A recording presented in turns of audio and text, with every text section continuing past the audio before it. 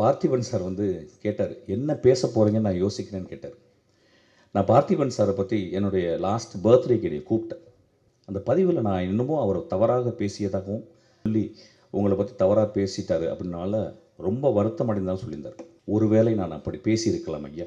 நான் இளையராஜாவையும் மணிரத்னத்தையும் விமர்சிக்கிறதுக்கு தகுதி எனக்கு இருக்குது, உரிமை இருக்குது.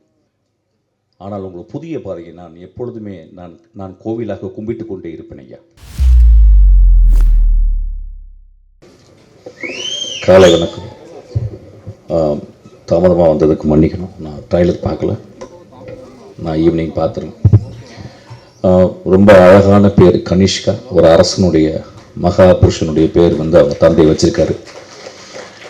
விக்ரமன் சாருடைய டைட்டில்ஸில் ரொம்ப பிடிச்சது புது வசந்தமும் வானத்தை போல அப்படின்றது. இந்த மாதிரி டைட்டில் என்னால் யோசிக்க முடியுமான்னு தெரியல. ஆக்சுவலாக பியூட்டிஃபுல் டைட்டில். நான் பழகிய சினிமாக்காரர்களே எப்பொழுதுமே எளிமையாகவும் அழகாகவும் பழகிறது நம்ம ரவிக்குமார் சார். எனக்கு 25 வருஷமாக அப்படியே பார்ப்பேன். எப்போயாவது ஒரு வருஷத்துக்கு 2 தடவை தான் மீட் பண்ணுவேன். அவ்வளோ எளிமையாக, அவ்வளோ ரொம்ப extraordinary human being sir. Thank you so much for being very extraordinary. நான் அவர் கூட இந்த படத்தில் ஒர்க் பண்ண போகிறேன். ட்ரெயினில் ஒரு முக்கியமான ஒரு கேரக்டர் எழுதியிருக்கேன். கெட்ட கேரக்டர் தான் எழுதியிருக்கேன் அவருக்கு. ஆக்சுவலாக ரொம்ப அழகாக இருக்குது. நிறைய பேர் அப்புறம் எங்களோட குரு கதிர் சாரை பார்த்தேன்.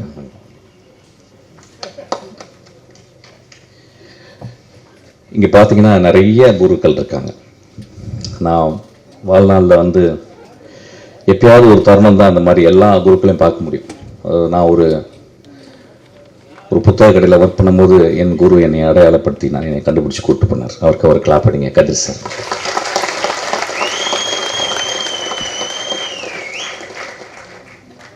அவர் என்னை கூப்பிட்டு போகலன்னா இன்றைக்கி நான் அந்த மேடையில் இருந்திருக்க மாட்டேன். ஆக்சுவலாக அவர் வந்து அவர் குரு பாக்யராஜை பற்றி எப்பயுமே சொல்லுவார். அவருக்கு ஒரு பெரிய கிளாப் அடிங்க.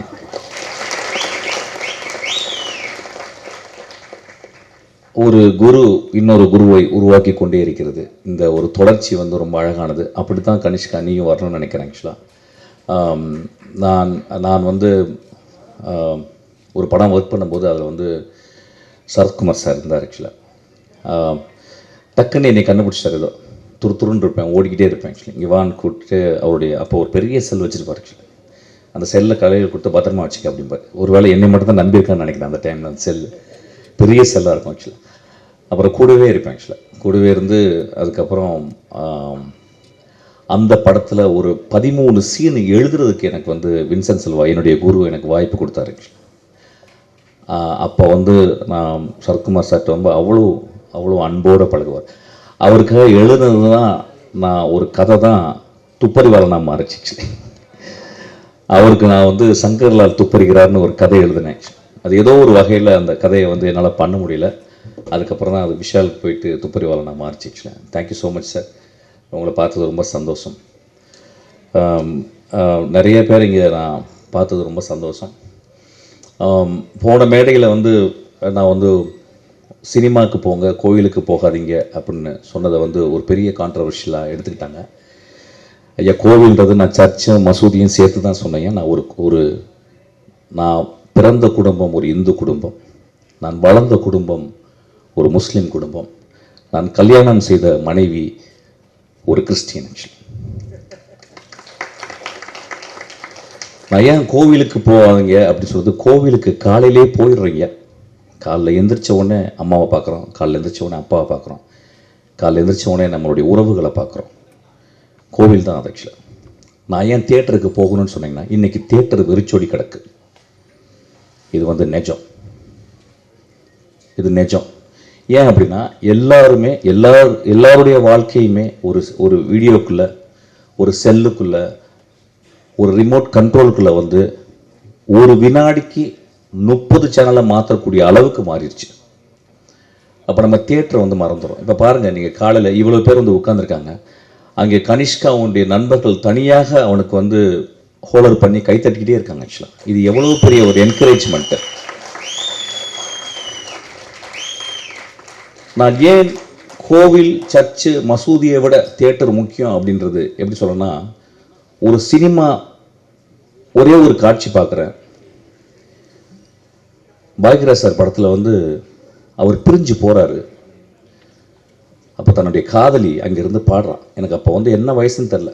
அந்த புதிய வார்ப்புகள் படத்தில் எனக்கு வந்து ஒரு 12 வயசு 13 வயசு இருக்கும். காதல்னால் என்னன்னு கூட தெரியாது. ஆனால் ஒரு காதலன் பிரிந்து போவதை பார்த்து அவள் மேலே ஒரு சாங் வருது. இந்த கிரேட் ஜீனியஸ் இளையராஜா அதை பண்ணியிருக்காரு, இதயம் போகுதுன்னு சொல்லிட்டு. அந்த பாட்டை கேட்கலன்னா நான் வந்து இன்னைக்கு இந்த மேடையில் இருந்திருக்க மாட்டேன்னு சொல்லி. கதிர் சார் படத்தில் வந்து ஒரு சீன் வரும். தன் காதலியை எவ்வளோ நேசிக்கிறான்னா சொல்ல முடியாது. காதலை ஒரு பெரிய மனசுக்குள்ள ஒரு பெரிய இருக்கும். சொன்னால் ஒரு வேளை நிராகரிச்சிருவாளோ அப்படின்னு சொல்லிட்டு அவள் உட்கார்ந்து இருந்த அந்த சேரில் போயிட்டு அவள் எந்திரிச்சு போன மாதிரி உட்காருவான். ஆக்சுவலாக காதலை மிக எளிமையாகவும் வலிமையாகவும் அழகாகவும் சொன்னவர் எங்கள் குருவட்சி. நான் ஏன் கோவிலுக்கு சர்ச்சுக்கு போகிறது, மசூதிக்கு போகிறத விட கோவிலுக்கு போகிறது, தியேட்டருக்கு போகணுன்னு சொல்கிறேன்னா, மகேந்திரன் ஒரு படத்தில் எழுதுகிறாரு கடைசி காட்சியில், மோசமான மனிதன் வாழ்நாள் முழுவதும் மோசமாக இருந்து கொண்டே இருக்கிறான். அவன் கடைசி நாள் வந்து அந்த ஊரே அவனை நின்றுக்கிட்டு இருக்கு கொலை செய்யணும்னு.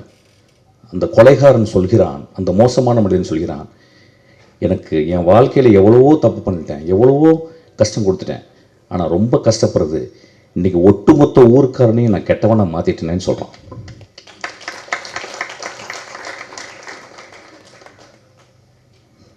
கொலை செய்துவிட்டு, தன் காதலனுக்காக கொலை செய்துவிட்டு பல வருடங்கள் ஜெயிலில் இருந்து அவள் ஒரு படகுல வந்து இறங்குறா.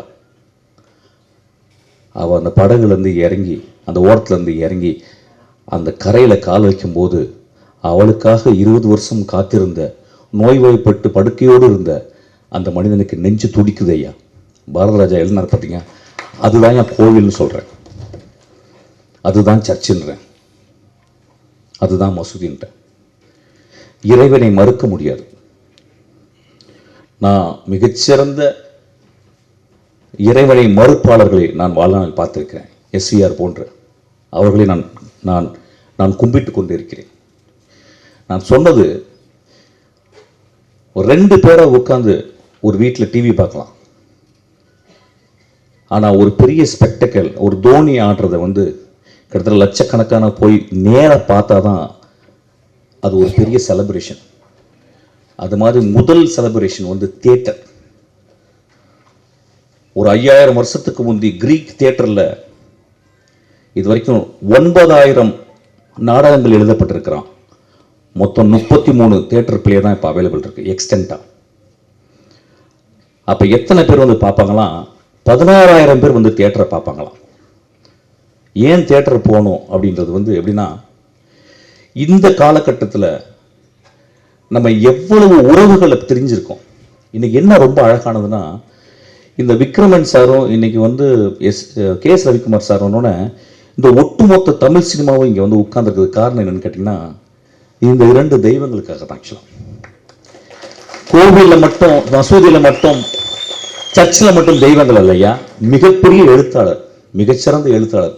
வானத்தை போல அப்படின்ற ஒரு டைட்டில் ஒரு கலைஞன் மட்டும்தாங்க எழுத முடியும். ஒரு பொயட்ரிங்க அது. வானத்தை போல வாழுங்கடான்னு சொல்றான். வாழ்க்கையில் எப்பொழுதும் சோகங்கள் இருக்கும், புது வசந்தம் வீசும் ஐயா அப்படின்னு சொல்றான். ஒரு எழுத்தாளனும் ஒரு திரைப்பட சிற்பியும் மட்டும்தான் அது சொல்ல முடியும். கோவிலும் சர்ச்சும் மசூதியும் ஸ்பிரிச்சுவல் என்கொயரி பண்றது, சினிமா தியேட்டர்கள் மாரல் என்கொயரி பண்றது. இன்னைக்கு ஸ்பிரிச்சுவல் என்கொயரியோட மாரல் என்கொயரி தேவைன்னு கேட்குறேன். அதுக்காக தான் நான் லாஸ்ட் டைம் அப்படி சொன்னேன். அதாவது ஒட்டுமொத்தமாக ஒரு மேடையில் பேசும்போது 10 நிமிஷத்தில் ரொம்ப பேச முடியாது, விலாவரியாக பேச முடியாது. அதை தட்டையாக எடுத்துக்கொண்டு, ஒத்தை கருத்தாக எடுத்துக்கொண்டு அதை அப்படி சாடாதீங்கயா. என்னுடைய படங்கள் தேவதைகளையும் மகா மனிதர்களையும் மட்டுமே சொல்லிக் கொண்டிருக்கின்றன. இங்க இருக்க எல்லாருமே அப்படித்தான். இன்னைக்கு நான் வந்தது 3 தடவை எனக்கு விக்ரமன் சார் எவ்வளோ பெரிய டைரக்டர், எனக்கு 3 தடவை அவர் வந்து எனக்கு மெசேஜ் பண்ணுறாரு, கால் பண்ணுறார். அப்புறம் கே.எஸ். ரவிக்குமார் சார், இது மிக அழகான ஒரு மேடை. பார்த்திபன் சார் வந்து கேட்டார், என்ன பேச போகிறீங்கன்னு நான் யோசிக்கிறேன்னு கேட்டார். நான் பார்த்திபன் சாரை பற்றி என்னுடைய லாஸ்ட் பர்த்டேக்கு நான் கூப்பிட்டேன். பார்த்திபன் சார் வந்து ஒரு சின்ன gift கொடுத்துட்டு போயிட்டார். அதுக்கப்புறம் ஒரு சின்ன பதிவு போட்டிருந்தார். அந்த பதிவில் நான் இன்னமும் அவர் தவறாக பேசியதாகவும், அது என் கூட இருந்த ஒரு மனிதர் அவர்கிட்ட போய் சொல்லி உங்களை பற்றி தவறாக பேசிட்டாரு அப்படின்னால ரொம்ப வருத்தம் அடைந்தாலும் சொல்லியிருந்தார். அவர் இருக்கும்போது பேசணும்னு நினச்சேன். ஒருவேளை நான் அப்படி பேசியிருக்கலாம் ஐயா. நான் தனி அலையில் இருக்கும் பொழுது நான் இளையராஜாவையும் மணிரத்னத்தையும் விமர்சிக்கிறதுக்கு தகுதி எனக்கு இருக்குது, உரிமை இருக்குது. நம்ம வீட்டில் எல்லாரும் பண்ணுறது தான். நான் என்ன பேசுனேன்னு தெரியல. ஆனால் உங்களுக்கு புதிய பாதையை நான் எப்பொழுதுமே நான் கோவிலாக கும்பிட்டு கொண்டே இருப்பேன் ஐயா. நீங்கள் ஒரு மகா சிருஷ்டிகர்த்தா. ஒவ்வொரு படத்தையும் நீங்கள் ஏதாவது ஒன்று ஆடியன்ஸ் கொடுக்கணும்னு யோசிச்சுக்கிட்டே இருக்கீங்க. நீங்களும் ஒரு கடவுள் தான். ஒருவேளை நான் தெரியாமல் ஏதாவது பேசியிருந்தால் நான் மன்னிப்பு கோருகிறேன். அப்படி பேசியிருக்க மாட்டேன். ஒரு மனிதனை பற்றி இன்னொரு மனிதனிடம் போயிட்டு அவன் இப்படி பேசினான் அப்படி பேசினான்னு தயவுசெய்து நம்பாதீங்க. அவன் கடுமையான கோழை. அவன் என்னிடம் எந்திரித்து நான் தப்பாக பேசும்போது நீ தப்பாக பேசிட்ட அப்படின்னு சொல்லியிருந்தா அவன் நல்லவன். ஸோ கோழைகளின் வார்த்தைகளை நம்பாதீர்கள். நான் சொன்னேன்னா என்னன்னு தெரியல, பட் இருந்தாலும் நான் மன்னிப்பு கேட்டுக்கிறேன். உங்களை நான் வந்து உங்கள் படங்களை விமர்சிக்கிறதுக்கு என் தனி அறையில் எனக்கு உரிமை இருக்குது. கே.எஸ். ரவிக்குமார் சார் வந்து ஜாலியாக எடுப்பார் அப்படின்றது எனக்கு உரிமை இருக்குது. மிஷ்கின் வந்து பிளாக்காகவே எடுப்பான் அப்படின்னு சொல்கிறதுக்கு உரிமை இருக்குது. பெரிய மயிர் மாதிரி பேசுகிறான் அப்படின்னு சொல்கிறதுக்கு உரிமை இருக்குது. நேரில் பேசும்போது நம்மலாம் ரொம்ப சொந்தக்காரங்க, நம்மலாம் வந்து குடும்பத்தங்க. ஸோ அதனால் இதை நான் பதிவு பண்ணிக்கிறேன். ரொம்ப அழகான ஒரு மாலை இது, காலை. கனிஷ்கா, உனக்கு பெரிய ரெஸ்பான்சிபிலிட்டி இருக்குது. பெரிய பெரிய ஆளுங்களாம் உன்னை வாழ்த்திருக்காங்க. நான் ட்ரைலர் பார்க்கல, நிச்சயம் இந்த படம் நல்லா வரும். ஏன்னா இந்த 2 கிரேட் சோல்ஸு உன் பின்னாடி இருக்கிறாங்க. ஆக்சுவலாக இயக்குநர்களுக்கு வாழ்த்துக்கள், சத்யாவுக்கு வாழ்த்துக்கள். Thank you so much. இந்த படம் பெரிய வெற்றி அடையணும். எல்லாரும் போய் தியேட்டரில் பார்க்கணும். தயவுசெய்து ரிமோட் கண்ட்ரோலில் பார்க்காதீங்க, தியேட்டரில் பார்க்கணும்னு கேட்டுக்கிறேன். ஒரு சின்ன அழகான ஒரு விஷயம் சொல்கிறேன். ஒரு சினிமா ஏன் ரொம்ப அழகானது அப்படின்னு சொல்கிறேன்னா, அமர் சிங் சமிக்கலான்னு சொல்லிட்டு ஒரு படம், அதில் வந்து ஏஆர் ரஹ்மானுடைய ஒரு பாட்டு, கரோ அப்படின்னு ஒரு பாட்டு, 10 நாள் அதை கேட்டுக்கிட்டே இருக்கேன். அது எப்படி தான் இருக்கு. எனக்கு சின்ன வயசில் வந்து எங்கள் வீட்டில் பொங்கலுக்கு வந்து வெள்ளை அடிச்சிருவாங்க. வெள்ளை அடிச்சு உட்காந்துருக்கும்போது எல்லாம் பார்த்தா எல்லாம் வெள்ளையாக இருக்கும், நம்ம மட்டும் உள்ள அழுக்காக இருக்கும். ஒரு இசைக்கலைஞன் ஒரு எக்ஸ்ட்ரானரியான நோட்ஸை கொண்டு கோர்த்து ஒரு எக்ஸ்ட்ரானரியாக மியூசிக் போட்டிருக்கான். இந்த டிக்கேடின் மிகச்சிறந்த பாடல் நான் சொல்லுவேன். அந்த பாட்டை கேளுங்கன்னு கேட்பேன்.